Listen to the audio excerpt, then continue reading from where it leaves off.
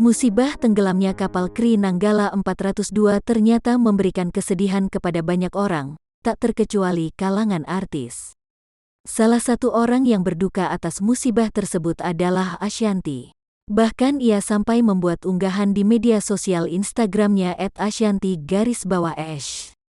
Innalillahi wa inna ilaihi rojiun. Sedih rasanya mendengar berita seperti ini, kehilangan mereka yang sampai akhir hayatnya masih bertugas. Kita tidak pernah tahu kapan lambaian tangan terakhir kita pada orang yang tercinta. Selamat jalan 53 prajurit kebanggaan bangsa. Semoga para awak kapal husnul khotimah, tulisnya di Instagram, Jumat tanggal 24 April tahun 2021 lalu. Doa Ashanty itu ternyata tak hanya ditujukan kepada sang awak kapal, melainkan juga untuk keluarga yang ditinggalkan. Ibu sambung Aurel Hermansyah itu pun berdoa agar keluarga para awak kapal KRI Nanggala 402 bisa diberi rasa tabah yang luas. Dan keluarga yang ditinggalkan diberi ketabahan, tambahnya.